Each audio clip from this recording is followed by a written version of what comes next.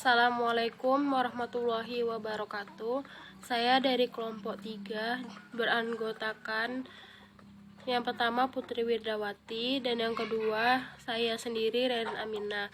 Saya akan membahas bab 15 yaitu siklus manajemen sumber daya manusia dan penggajian. Sistem informasi siklus MSDM atau penggajian, sistem yang menyediakan informasi mengenai SDM perusahaan adalah Sistem Informasi Sumber Daya Manusia atau HRIS atau Human Resource Information System.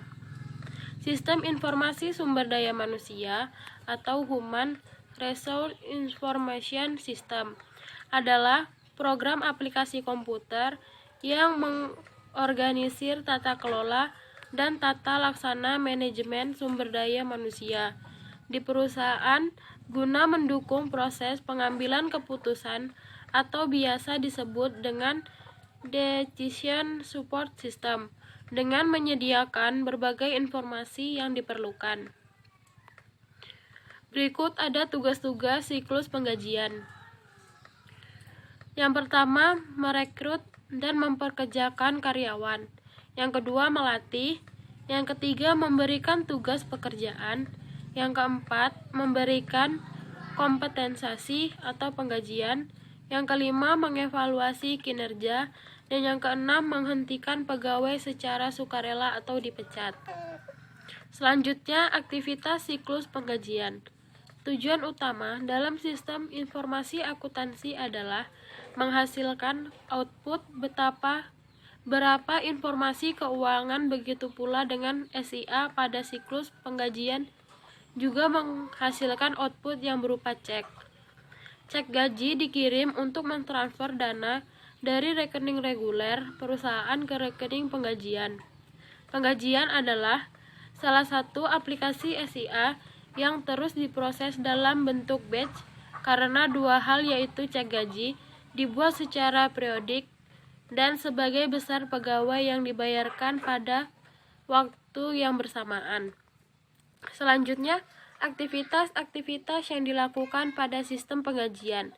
Yang pertama, perbarui tarif dan pemotongan pajak.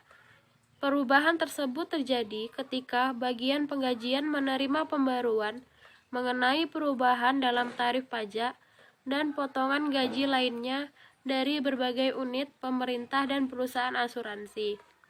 Yang kedua, mempersiapkan pengajian. File data yang telah diurutkan kemudian digunakan untuk membuat cek gaji pegawai. Selanjutnya, semua potongan penggajian akan dijumlah dan totalnya dikurangi dari gaji kotor untuk mendapatkan gaji bersih. Terakhir yaitu daftar penggajian dan cek gaji pegawai dicetak. Daftar penggajian yaitu laporan yang mendaftar gaji kotor setiap pegawai, potongan gaji dan gaji bersih dalam format multi kolom dan disertai daftar potongan terpisah yang mendaftar berbagai potongan sukarela atau setiap pegawai. Yang ketiga, membayar gaji. Sebagai besar, pegawai dibayar dengan menggunakan cek atau dengan menyimpan langsung gaji bersih ke rekening bank pribadi mereka. Yang keempat, validasi dan waktu dan kehadiran. Yang kelima, hitung kompensasi dan pajak yang dibayarkan perusahaan. Perusahaan membayar beberapa pajak penghasilan dan kompensasi pegawai. Banyak perusahaan juga menawarkan para pegawai mereka rencana kompensasi fleksibel, yang kemungkinan setiap pegawai menerima jaminan minimum asuransi, pengobatan, dan kontribusi pensiun, ditambah dengan kredit kompensasi tambahan yang digunakan untuk mendapatkan waktu libur ekstra atau asuransi kesehatan tambahan. Yang keenam, keluarkan pajak penghasilan dan potongan lain-lain. Aktivitas terakhir dalam proses penggajian adalah membayar kewajiban pajak penghasilan dan potongan sukarela lainnya dari setiap pegawai. Selanjutnya akan dijelaskan oleh Putri Wirdawati. Assalamualaikum warahmatullahi wabarakatuh. Baiklah, saya akan melanjutkan presentasi dari teman saya yaitu Rerin. Selanjutnya yaitu ada langkah-langkah yang digunakan untuk mencerminkan berbagai jenis perubahan penggajian. Yang pertama itu ada perekrutan, yang kedua ada pemberhentian, yang ketiga itu ada perubahan atau tingkat gaji, dan yang keempat perubahan dalam pengurangan diskresi.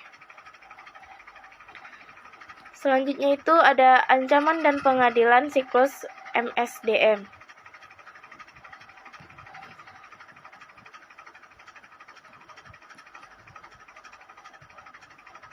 Siklus ancaman dan pengendalian siklus MSDM itu yaitu siklus manajemen SDM atau penggajian juga memiliki fungsi utama, yaitu pengendalian yang memadai agar dapat memastikan terpenuhinya tujuan-tujuan. Nah, tujuan-tujuan tersebut itu terbagi menjadi 7. Yang pertama, semua transaksi penggajian diotorisasi dengan benar. Yang kedua, itu ada semua transaksi penggajian dicatat valid. Yang ketiga, semua transaksi penggajian yang valid dan diotorisasi dicatat. Yang keempat, semua transaksi penggajian dicatat secara akurat. Yang kelima, peraturan pemerintah terkait yang berhubungan dengan pengiriman pajak dan pengisian laporan penggajian serta MSDM telah terpenuhi. Yang keenam, aset atau baik kas maupun data dijaga dari kehilangan atau pencurian. Dan yang terakhir yaitu yang ketujuh, yaitu aktivitas siklus manajemen atau sumber daya manusia atau penggajian dilakukan secara efisien dan efektif. Selanjutnya itu ada bentuk-bentuk ancaman. Yang pertama, pengontrakan dan perekrutan tenaga kerja. Bentuk ancamannya yaitu yang pertama, memperkerjakan pegawai yang tidak berkualifikasi atau berkelakuan buruk. Prosedur pengadilannya yaitu prosedur memperkerjakan yang baik, termasuk verifikasi keahlian pelamar kerja, referensi dan riwayat pekerjaan. Dan yang kedua itu ada pelanggaran hukum ketenaga kerjaan, yaitu yang prosedur pengadilannya dokumen lengkap atas prosedur untuk memperkerjakan, yaitu pelatihan pengembangan terkini dalam hal hukum ketenaga kerjaan. Selanjutnya itu pemrosesan penggajian. Bentuk ancamannya itu terbagi menjadi 4. Yang pertama itu perubahan file induk penggajian tanpa otorisasi. Prosedur pengendaliannya yaitu pemisahan tugas pada data sumber daya manusia, proses penggajian dan distribusi cek gaji. Pengendalian akses itu tujuan atas semua perubahan. Dan yang kedua itu ada data waktu yang tidak akurat. Prosedur pengendalian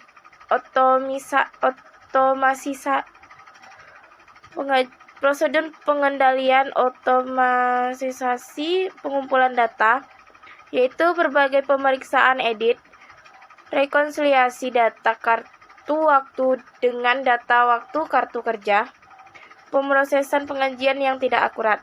Dan yang ketiga itu ada prosedur pengendalian total batch atau pengendalian aplikasi lainnya, rekening clearing penggajian, tujuan peraturan IRS, atau pencurian atau distribusi cek gaji atau tipuan. Dan yang terakhir, yang keempat itu ada prosedur pengendalian setoran langsung distribusi cek gaji dilakukan oleh seseorang yang independen dari proses penggajian. Penyelidikan cek gaji tidak diklaim, akses terbatas ke cek gaji kosong, pemberian nomor tercetak dan perhitungan serta tercatat periodik untuk semua cek gaji. Penggunaan rekening giro terpisah untuk penggajian yang dipelihara sebagai dana tetap. Rekonsiliasi semua rekening bank penggajian oleh seseorang yang tidak terlibat dalam semua pemrosesan penggajian. Selanjutnya itu di bentuk-bentuk ancaman yang terakhir itu ada umum. Bentuk-bentuk ancaman itu terbagi menjadi 2. Yang pertama, kehilangan atau pengungkapan data tanpa otorisasi. Prosedur pengendaliannya itu proses pembuatan cadangan, rencana pemulihan dari bencana, pengendalian akses fisik dan logis, enkripsi data. Dan yang kedua itu ada kinerja yang kurang baik. Prosedur pengendaliannya adalah pengembangan dan tinjauan periodik atas metrik kerja yang tepat atau program pelatihan. Sekian presentasi dari kami. Apabila ada kesalahan atau kelebihan, mohon dimaafkan. Dan saya akhiri. Assalamualaikum warahmatullahi wabarakatuh. Selamat pagi.